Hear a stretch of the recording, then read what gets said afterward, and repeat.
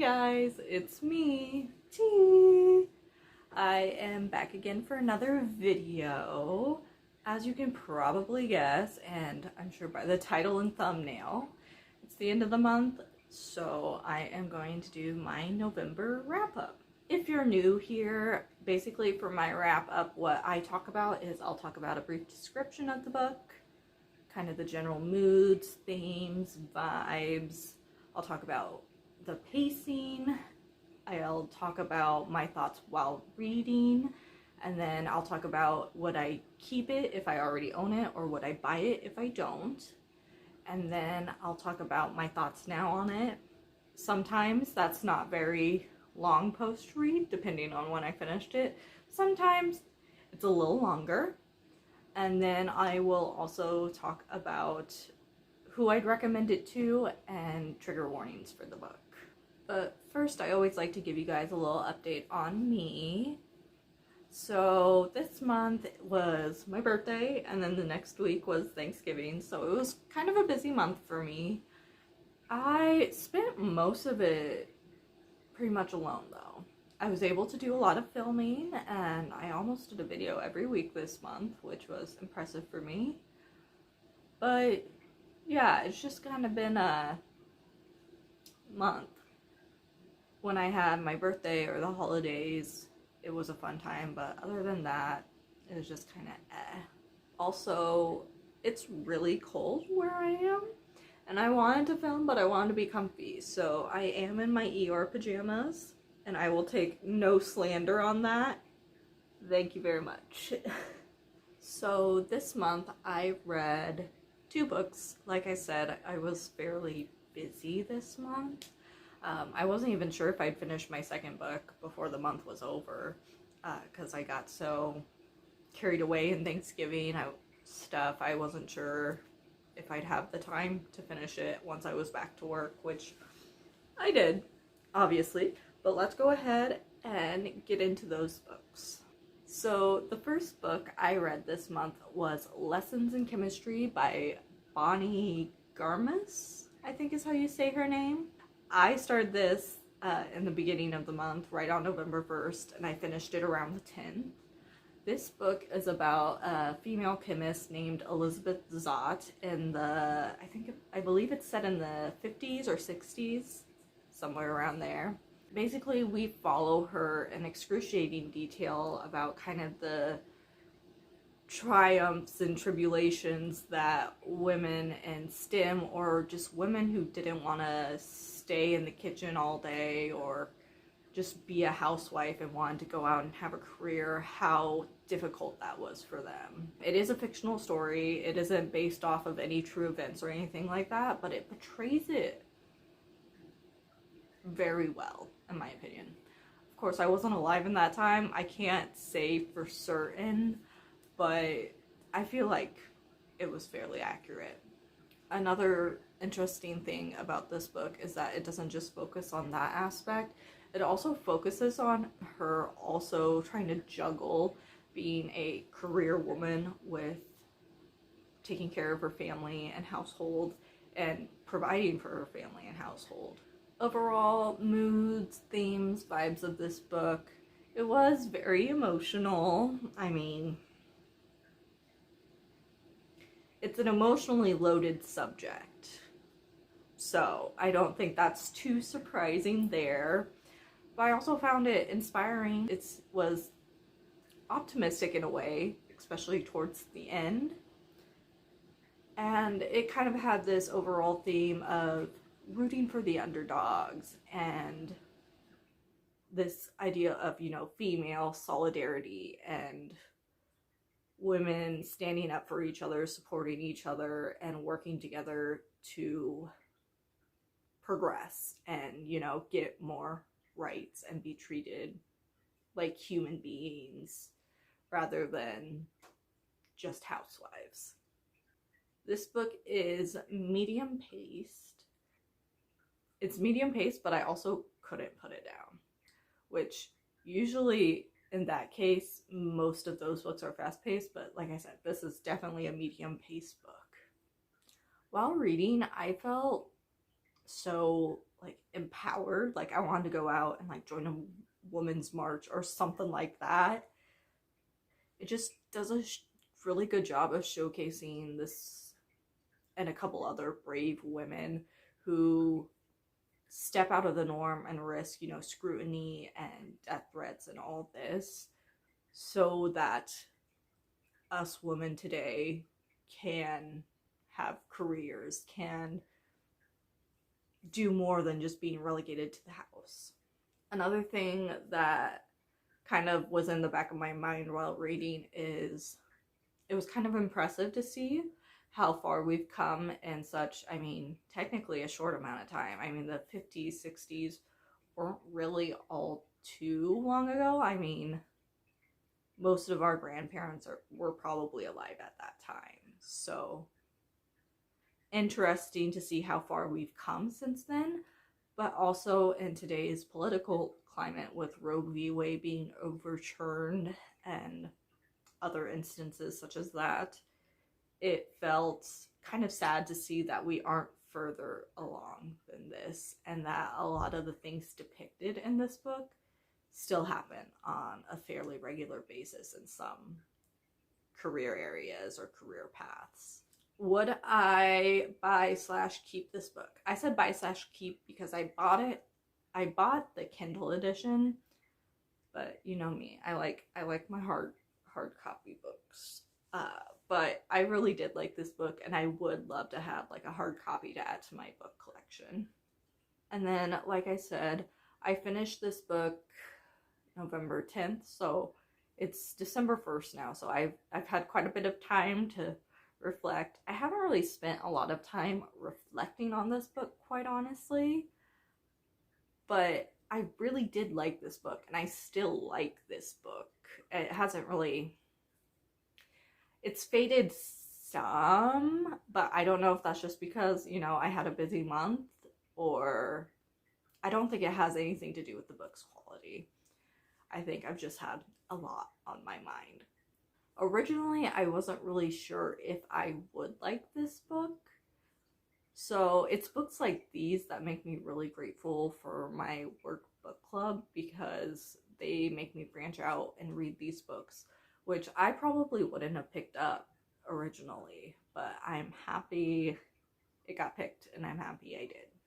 So if you've been here for any amount of time, you know I like to talk about characters and how they're written, and the characters in this book are very well written, very thought out. I love a complex character that is lovable, but also, you know, has that certain trait that you just find infuriating, and this author, Bonnie Garmus, did a really good job with that. I just feel like, you know, it just makes it so realistic. You think of one person in your life that doesn't have a trait that you absolutely love, but then a trait that you absolutely, like, drives you crazy. Like, just so good. I love it when authors do that, and it is done in this, and love it. Another interesting thing about this book is that it's told from a wide array of perspectives, which give the whole story and narration a whole roundabout feel. It really like hollows it out and shows everyone going through it and everyone's thoughts on it, rather than just a one-sided perspective of it, which I found really interesting. And like I said, it does go through some really tough descriptions of what women go through in the workplace, especially at that time. But it did a really good job at breaking that up with some more lighthearted, sometimes even funny, just kind of lapses, just to bring up the mood a bit, so it wasn't all just a really hard read, which I feel like most books I read that center around these things, it's all kind of focused on that, and it makes the reading experience very difficult because it's just very hard on you mentally. And then who would I recommend this book to? I would recommend this book to women who are maybe breaking out in a male-dominated field, or looking for, you know, some empowerment, some inspiration, because this book is really just I felt powerful reading it. Really gives you that boost. I'd also recommend it to men who want to get a better perspective on women and their experiences in the workplace or just in life in general. I feel like it does a fairly good job of it. Granted, it's not as bad as it was back then, but in some areas it may be, and in most of the cases, the things described in this book have happened to at least one woman, which is a sad truth. I'd also recommend this to people who like historical fiction or want to get into historical fiction, but are looking for more of like a savvy, modern take on it. This book's really good option for that. And then finally, trigger warnings. So this book, as I've kind of hinted, it does talk about some dark topics. So it includes mentions of SA, harassment, sexism, misogyny. It talks about suicide, car accidents, grief, unplanned pregnancy, domestic abuse, and religious bigotry. I'd say that's pretty much all of them.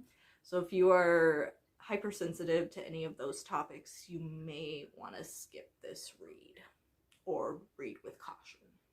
And then the second book I read this month was Rebecca by Daphne du Maurier. This book, I have some stats on you for it because, you know, I love my stats. I use Read More to help me, not calculate, but help me track, you know, how long it takes me to read a book. Usually I only do it with my paper copy books because that's just easier to do.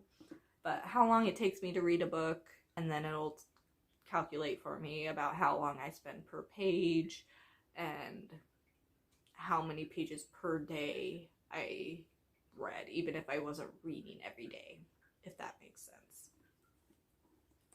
So this book I started November 10th and I finished it November 28th. Like I said, I was nervous I wouldn't finish it, but just in the nick of time.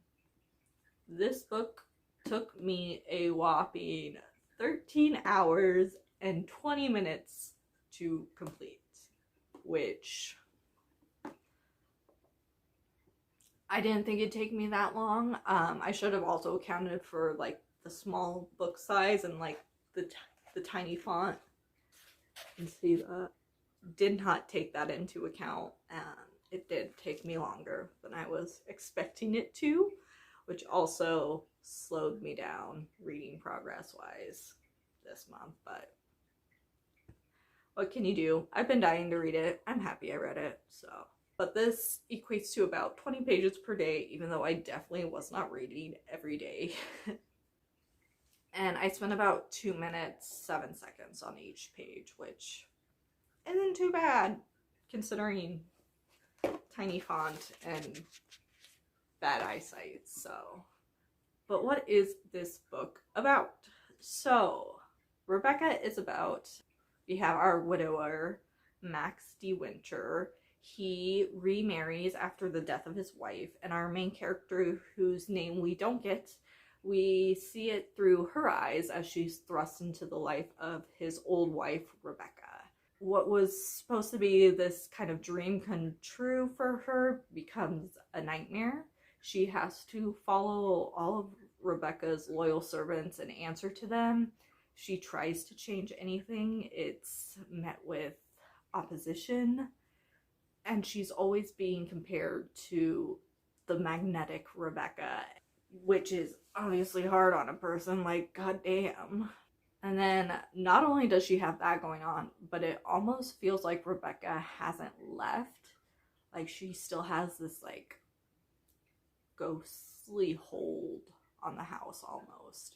It's very interesting. But our main character decides the only way to really defeat Rebecca and beat her is if she figures out, you know, what really happened to her and who she really was. Take away the power, per se.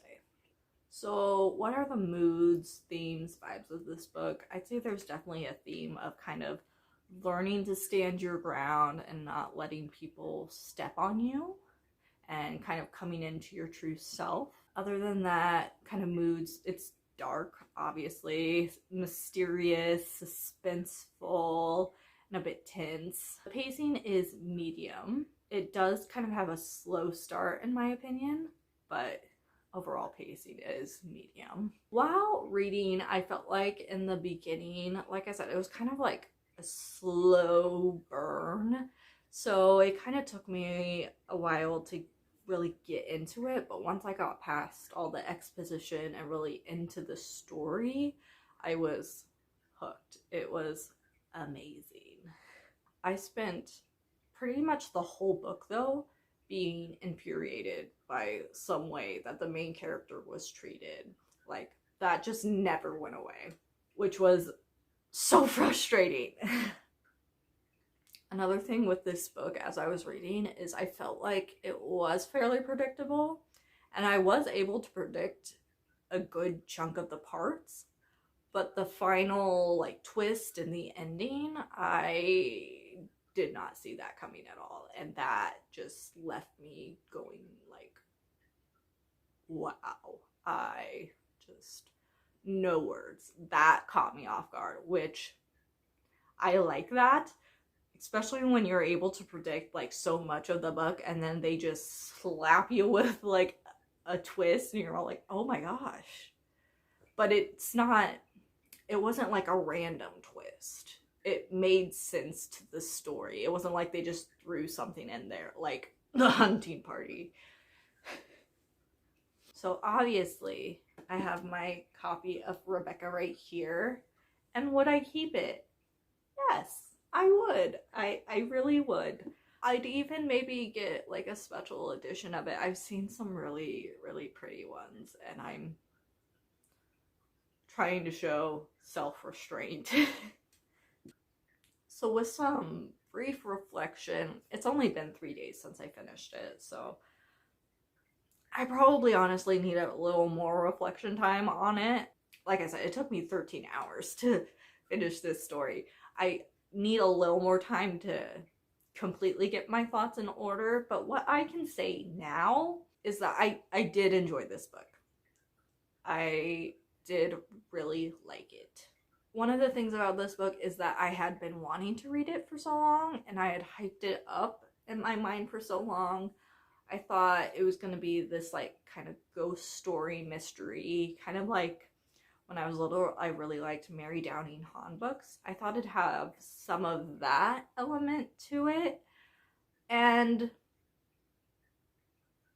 in some ways it did, but it really let me down in that part, in the ghost story, paranormal aspect of it that I was hoping for. But in terms of the, you know, mystery and suspense, it exceeded my expectations with that, and it was spectacular. I also thought it was very clever the way the author approached this book. Daphne du Maurier never gave us the name or age of our main character, which I think really sold the point that she was so overshadowed by Rebecca. We never even learned her name or her age. Like, all those small details about her didn't matter because she was always in the shadow or always wasn't as big of a deal as Rebecca. And I think that was just done brilliantly and very clever. And I really appreciate that kind of artistic twist or contribution to a story. Overall, it wasn't the book that I was expecting it to be, but I'm not mad. Like, the book it was still really good, and I still really like it. Like I said, I need a little more time to do some more reflection on it, but for right now, that's kind of where I'm at. Who would I recommend this book to? I feel like this book would be good for people who are wanting to get into classics. It's not like a huge book, like 600 pages like East of Eden is. It is a little it's like a medium-sized book. It's not small like Great Gatsby, but it's not huge. It's a nice medium-sized book, and it's fairly easy to read, fairly easy to follow, and it is good at gripping your attention at the right moments. And I feel like it's a good introductory book. Maybe start with a smaller classic book first, but I feel like this is a good one as you're transitioning into reading more classics. Oddly enough, I feel like I would also recommend this book to people who don't gravitate towards romance books. This book, I believe, is technically classified under romance as one of its genres, but the romance portion isn't really too overbearing, or it's just an odd take on romance. Like, it's not overly done, overly affectionate, anything like that. This part that really stands out about the story is the mystery aspect, and for that reason I feel like maybe you don't like romance, but this kind of take on it is interesting and maybe worth checking out. Another thing, for some reason this book made me think a lot about The Great Gatsby. I feel like people who really like that would also enjoy this book in a similar but different way. Like, there's like just the hints of like similarity between the two, but enough where I feel like the audiences could transfer over very well. And then trigger warnings. This book talks about death, it talks about murder, domestic abuse. It does mention or hint at eating disorders. There are toxic relationships shown. There's suicide mentioned. There's mention of incest. There's infidelity. There's also cultural appropriation briefly mentioned. And then I also said rich white people antics, which is just privileged white people being privileged white people. And then another thing that I didn't know how to word this, so I worded it as uncomfortable age gap relationship. So if you're sensitive to any of those topics, maybe skip this book or read it with caution. But yeah, that is Rebecca by Daphne du Maurier. And those are the two books I read this month. Who knows what next month will bring or how much I will read. I'm excited to see. But if you guys like this video, make sure you give it a like. That lets me know that you like it. If you want to see more of my videos, make sure you hit that subscribe button and you hit the bell so you get notified whenever I upload, because we are not on any specific schedule. And as always, go support your local bookstore. Alright guys, I'll see you next time.